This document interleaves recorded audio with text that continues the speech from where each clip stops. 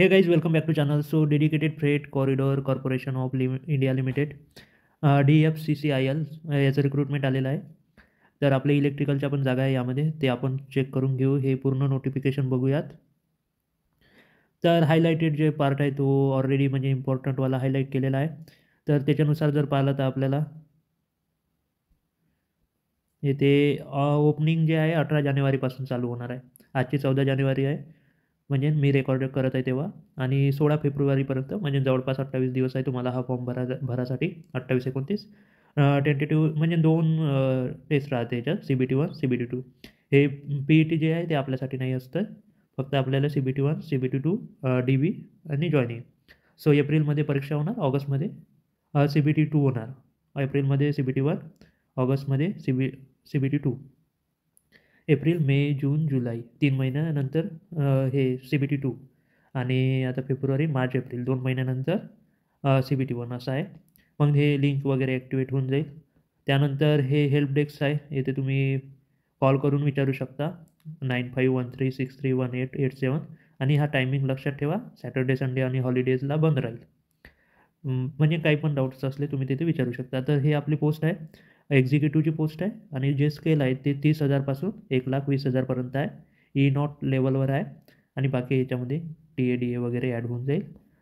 सिव्हिलचे जर पाहिलं तर सिव्हिलच्या 36 वॅकन्सीज आहे. आणि आपण आता इलेक्ट्रिकलवर येऊन जाऊ. सो इलेक्ट्रिकलला 64 वॅकन्सीज आहे टोटल, म्हणजे सिव्हिलपेक्षा जास्त. सो अनरिझर्वसाठी 28, SCसाठी 11, STसाठी 5, आणि OBC NCLसाठी 14, आणि EWSसाठी 6. आणि हॉरिझॉन्टल रिझर्वेशनमध्ये पर्सन विथ डिसॅबिलिटीसाठी 3 जागा आणि एक्स सर्व्हिसमॅनसाठी 9 जागा, असं हॉरिझॉन्टल रिझर्वेशन आहे. त्यानंतर याच्यासाठी काय पाहिजे, पोस्ट कोड याचा 22 आहे. आणि 3 वर्षाचा डिप्लोमा पाहिजे तुम्हाला मिनिमम. ते electrical and electronics, power supply, instrumental and control, आणि industrial electronics and instrumentation, applied electronics, digital electronics, instrumentation, power electronics and control system. याच्यापैकी कोणत्याही याच्यात तुमचा डिप्लोमा असला तरी तुम्ही हे भरू शकता. फक्त एवढंच आहे की 60% मार्क्स पाहिजे तुमचे, ते इम्पॉर्टंट आहे. आणि ते इसेन्शियल क्वालिफिकेशन आहे. आधी मी पहिले वाचून घेतो, मग तुम्हाला आणखी हे बघा. इथे इम्पॉर्टंट इन्स्ट्रक्शनमध्ये काय आहे, so applicant should possess the essential qualification, ते डिप्लोमावाला म्हणत आहे. क्लोजिंग डेट जे आहे ना, म्हणजे 16/2/25च्या आधी पास झालेला पाहिजे. म्हणजे त्याच्या फायनल इयरची फायनल मार्कशीट, म्हणजे 6 सेमची मार्कशीट त्याच्याजवळ पाहिजे. आणि अपिअरिंग जे आहे ना, किंवा ज्याचा रिझल्ट लागायचा आहे, ते येते नॉट एलिजिबल टू अप्लाय लिहिलं आहे, नॉट एलिजिबल टू अप्लाय. त्यानंतर तुम्ही खाली जाल तर for a post of executive, जो diploma as a essential educational qualification आहे, त्याच्यामध्ये हायर एज्युकेशन जर असेल तुम्हाला, तरी तुम्ही सपोज BE आहे, BTech आहे, BSc वगैरे आहे, तर तुम्ही भरू शकता. त्याच्यातही मग तुम्हाला 60% पाहिजे. तर सगळं कवर झालं म्हणजे तुम्ही हायर पोस्ट वगैरे घेतलेल्या असेल तरी तुम्ही इथे भरू शकता फॉर्म. मग हे आपलं यूट्यूब चॅनल आहे, ज्याच्यावर तुम्ही हा व्हिडिओ पाहताय त्याला सबस्क्राईब करून घ्या. आणि हे टेलिग्राम चॅनल आहे, इथे जॉईन होऊन जा, ठीक आहे. आणि जर तुम्ही खाली जर आले आणखी, तर हे एक्झिक्युटिव्हची एज लिमिट किती आहे, 18 वर्ष पाहिजे मिनिमम, आणि मॅक्झिमम 30 वर्ष. आणि मग म्हणजे जे हे राहते रिलॅक्सेशन पण आहे इथे. OBC असेल तर 3 वर्ष, SC ST असेल तर 5 वर्ष, असं बाकी रिलॅक्सेशन आहे. जर तुम्ही आणखी खाली गेलेत, अजून बघूयात कामाची गोष्ट आहे का. सो सिलेक्शन प्रोसेस पाहून घेऊ आपण. एक्झिक्युटिव्ह इलेक्ट्रिकलमध्ये तुम्ही बघू शकता CBT1 राहील, CBT2 राहील, आणि डॉक्युमेंट व्हेरिफिकेशन राहील, आणि मेडिकल टेस्ट राहील. तर यामध्ये कसं राहते, CBT1 नॉन टेक्निकल राहते आणि CBT2 टेक्निकल राहते. इथे डिटेल्स आपण बघून घेऊ CBTची कशी आहे. सो 2 स्टेज राहील, CBT1 CBT2. आणि जे आपले एज्युकेशनल स्टँडर्ड आहे, जसं डिप्लोमा लेवल तेवढीच राहील. निगेटिव्ह मार्किंग राहील 1/4ची. आणि फर्स्ट जे स्टेज राहते ते स्क्रीनिंग नेचरची राहते, म्हणजे एवढा कट ऑफ आहे त्याच्यावर तर जेवढे पण येणार तेवढे घेण्यात येईल. नॉर्मलायझेशन वगैरे होऊ शकते. Score normalise score of first stage only for shortlisting. CBT2साठी शॉर्टलिस्टिंगसाठी होणार, पुढे त्याचा यूज होणार नाही असं म्हणण्यात येत आहे. फर्स्ट स्टेज फक्त स्क्रीनिंगसाठी आहे. मग तुमचं सेकंड स्टेजवर जेवढे मार्क्स राहील त्याच्यावर होणार. सेकंड स्टेजमध्ये कसं होणार, सेकंड स्टेज कॉम्प्युटर बेस होणार, ते तर माहीत आहे. 20 times of the community wise vacancies of the post notified, म्हणजे जेवढ्या सपोज 10 असेल त्याच्या 20 पट, म्हणजे म्हणजे 20 टाईम्स म्हणजे 200 जणं. त्याची लिस्ट बनवण्यात येईल फक्त ॲज पर द मेरिट. आणि मग हे त्याच्यानंतर PET जर असेल तर मग 0.3 टाईम्स होणार. मग जेवढे म्हणजे मग तेच वरचे जेवढे लोकं राहील, जेवढ्या पोस्ट राहील त्याच्याप्रमाणे DV होणार आणि त्यानंतर मेडिकल होणार असं म्हणणं आहे त्याचं. म्हणजे जस्ट मेरिटसाठी हे 20 टाईम्स बोलवणार आहे. First CBT will consist of त्याचे 100 MCQ राहणार आहे, 1 मार्काचे राहील आणि 1.5 तास राहील, 90 मिनिट.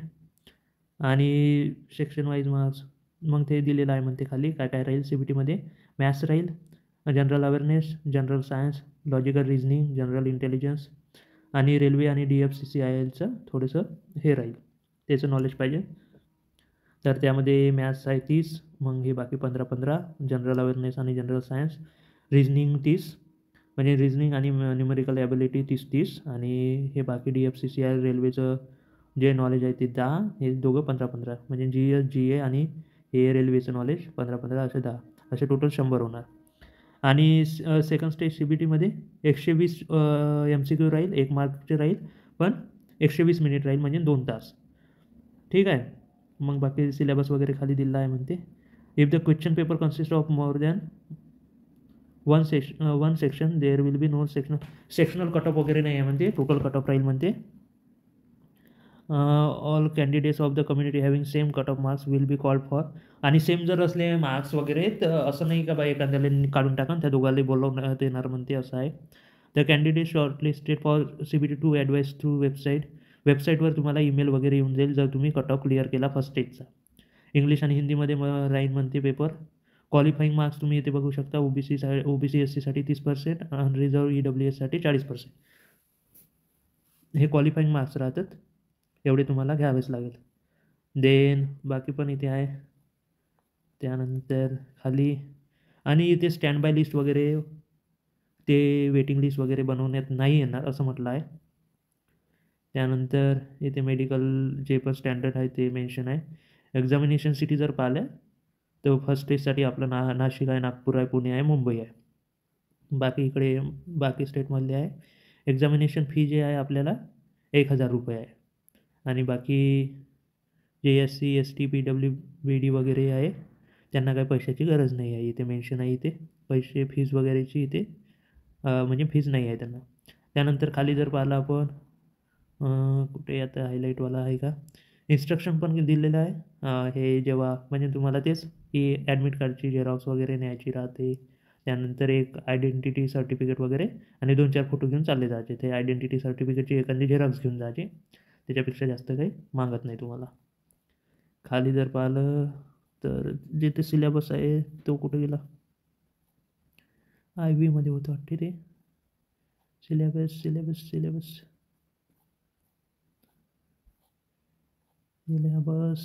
आहे की नाही आहे. इथे जर तुम्ही पाहिलं हेडक्वार्टर वगैरे आहे, म्हणजे पोस्टिंग वगैरे तुम्हाला जर इथे जर महाराष्ट्रात पाहिजे नसेल तर आपल्याकडे 2 आहे, मुंबई नॉर्थ आणि मुंबई साऊथ. तर इथे तुमची पोस्टिंग होऊ शकते. आपलं हे इथे आहे एवढ्या ठिकाणी. मुंबई नॉर्थचे 1 2 3 4 5, साऊथचे 1 2 3 आहे, तर एवढ्या जागी आहे. आंचेली, पारडी, गोलवड, पारघर, सपाडे एवढ्या ठिकाणी तुमचं होऊन जाईल. तिथे तुमची पोस्टिंग राहील इथे जर भेटली तर. सिलेबस इथे आहे आपला. इलेक्ट्रिकलचा जो आहे पार्ट 1मध्ये 24 क्वेश्चन्स. CBT 2चं आहे वाटते हे, कारण की 120 क्वेश्चन आहे त्याच्यात. CBT 2मध्ये पण 24 क्वेश्चनमध्ये general knowledge, general aptitude, reasoning येणार. आणि मग 96 क्वेश्चनमध्ये power transmission, distribution, circuit analysis, control system, machine, electronics, measurement आणि रेस्ट एक्सेट्रा असं मेन्शन केलं आहे. आणि खाली जर पाहिलं तर इथे रजिस्ट्रेशन वगैरे कसं करायचे त्याचे डिटेल्स दिले आहे. ते तुम्ही फॉर्म भरून घेणार आणि इथे आपला नोटिफिकेशन संपून जाते. तर आय होप तुम्ही हा फॉर्म 18 तारखेपासून किंवा 18 तारखेलाच जसं लिंक ॲक्टिवेट होणार तसे तुम्ही फिल करून देणार. आणि बस मग काय तुम्हाला अभ्यास करायचा आहे.